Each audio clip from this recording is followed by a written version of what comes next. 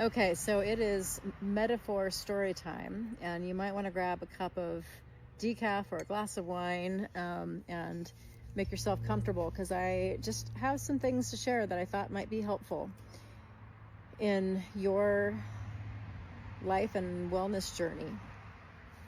So those of you who follow me know that I'm a huge nature adventure lover, and I love using the metaphor, using outdoor adventures as metaphor for life.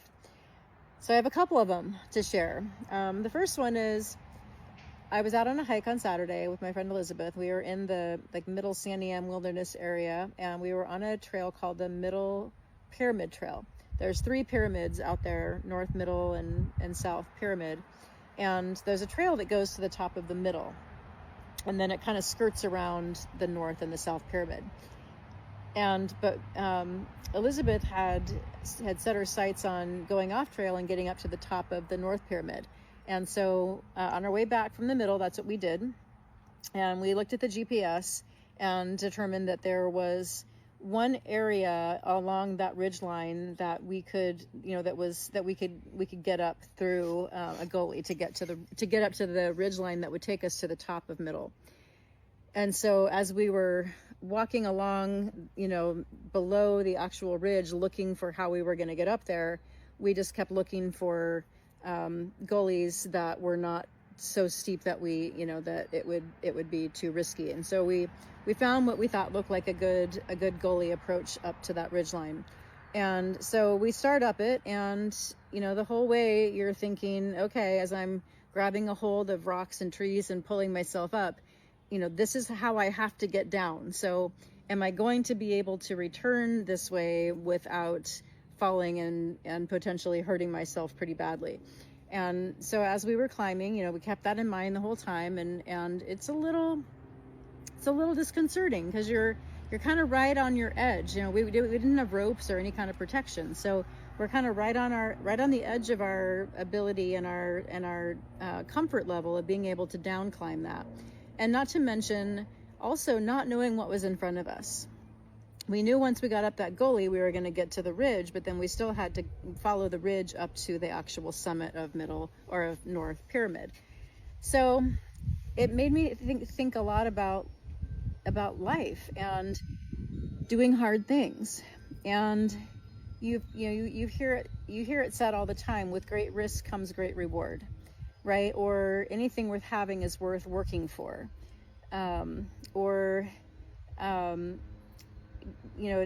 To achieve something great, you have to really work for it. It doesn't mean as much if you don't work for it. Things don't mean as much if they're just handed to you, right? So we hear all these different sort of phrases on this topic, and this was such a great example of that, because once we did get to the summit, it was glorious. It was such an amazing view of Hood. I mean, we got up there and it was just like, Hood in all its glory, just like unobstructed view. And it was so beautiful. We couldn't see it that well from the Middle Pyramid.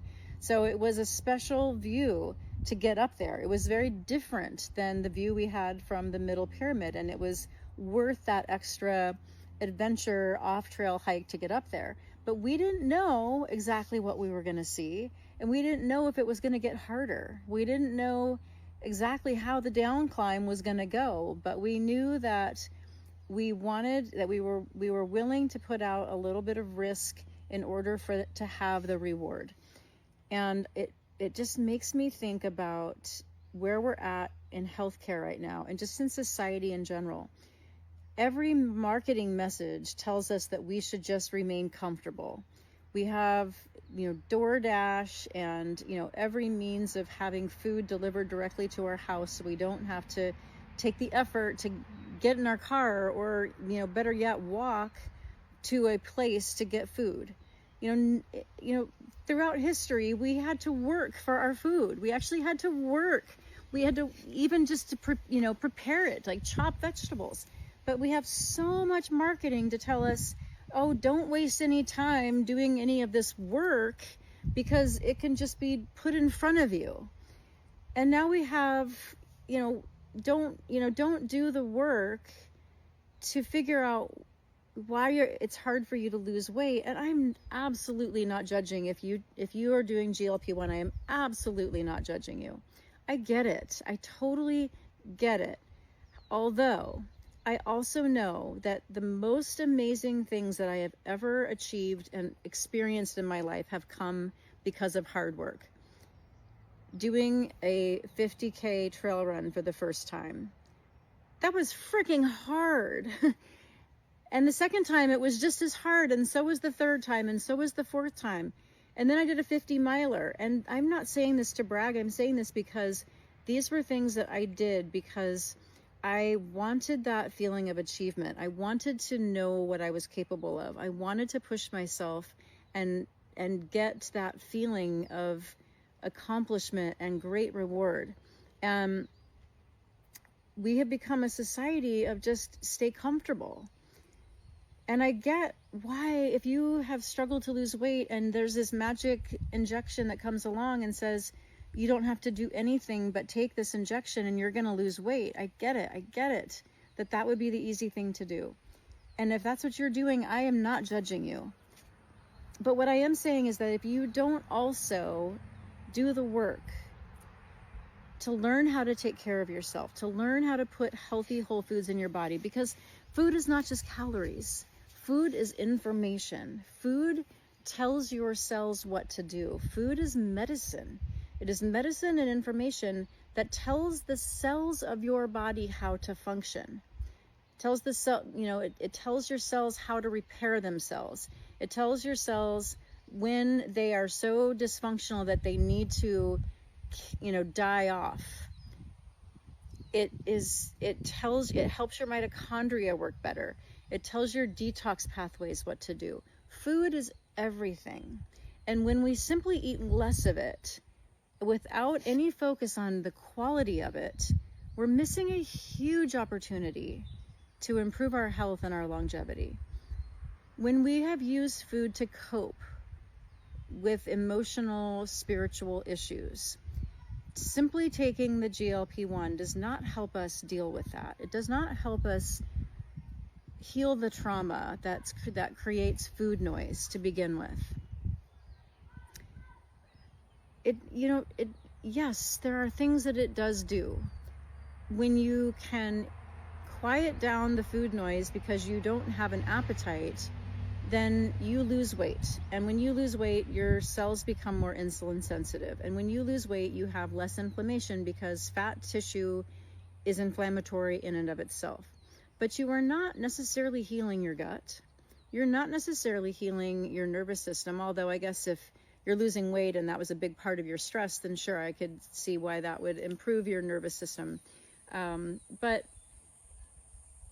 there's so many things that are not being addressed.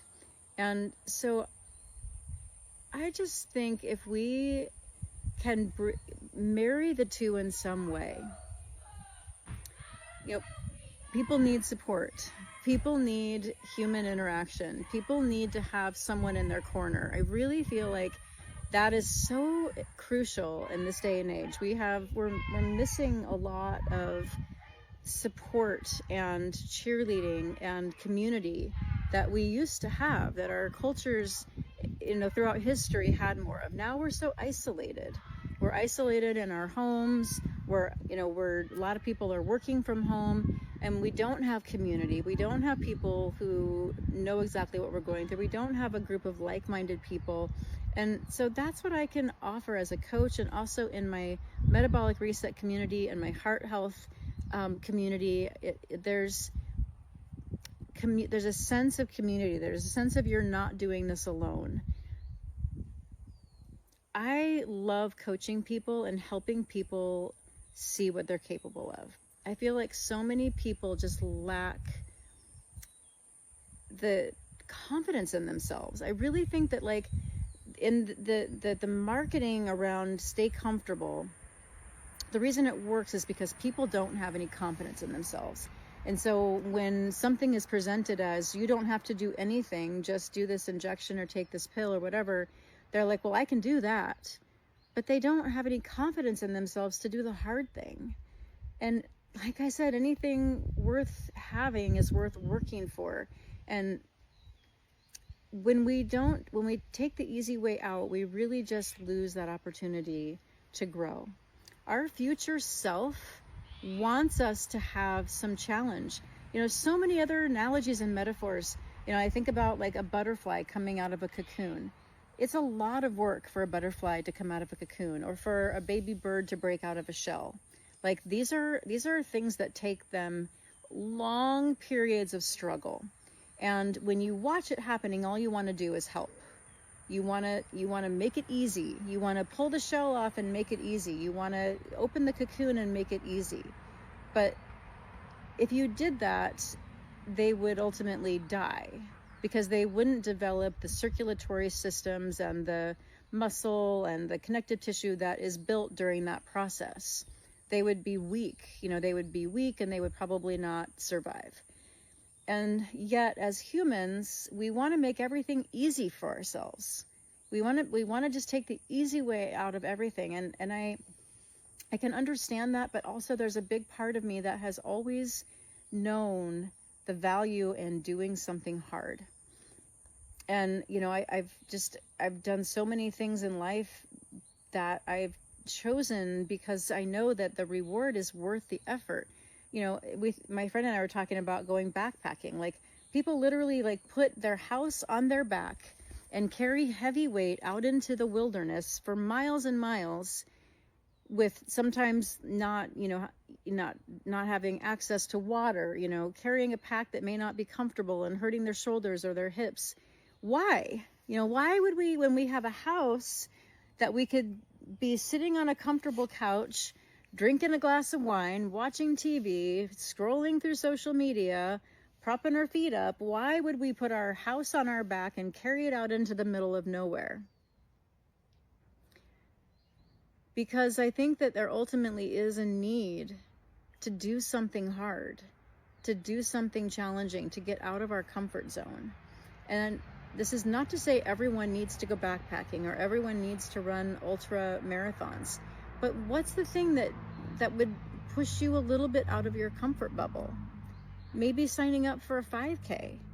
And there is nothing that is better or worse. Everyone is on their own journey. But if your journey doesn't include any opportunities to get out of your comfort zone and do something challenging and hard that you may question whether you can do, you don't give your future self a chance to really develop into the strong, capable, confident person that they can be. Okay, I've kind of been on some tangents, but I guess I want to end with, you are capable of so much. You have so much more ability and determination than you're probably giving yourself credit for. And sometimes it takes a coach to help you see that. I tell my clients sometimes, it's okay if you're lacking faith in yourself, because I can have enough faith for both of us. And we'll get you to a point where you start to have faith in yourself. And the faith that I have won't be as important, because you will have your own faith. But this is what I love helping people with, because I just think that there's an epidemic of people who have lost faith in their own ability.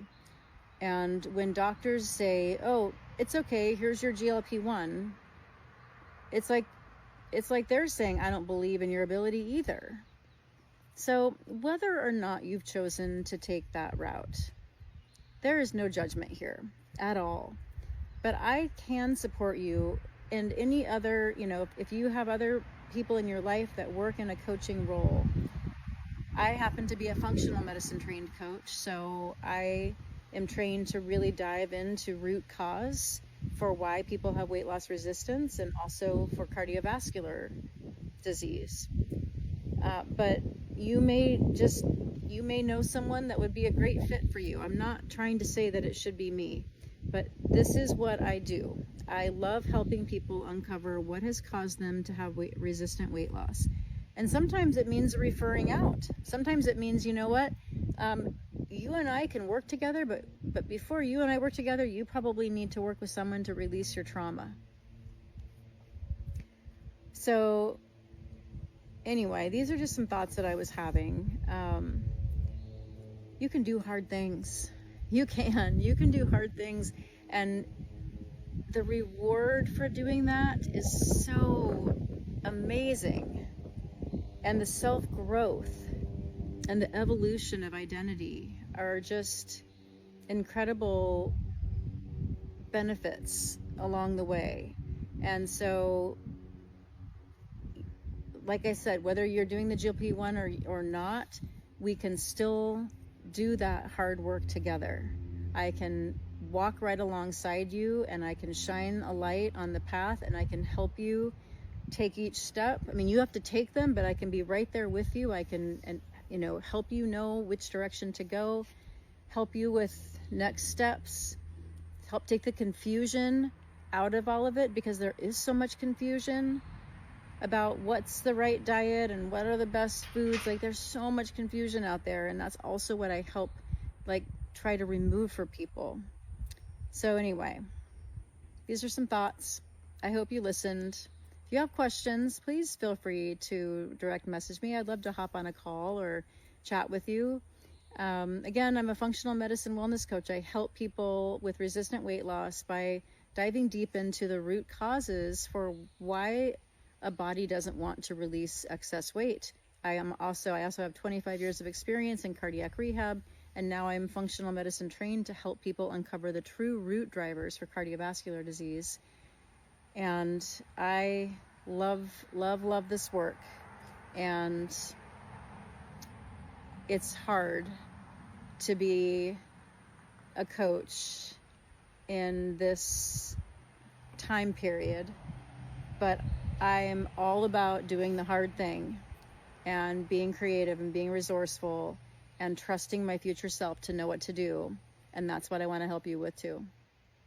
Have a wonderful night.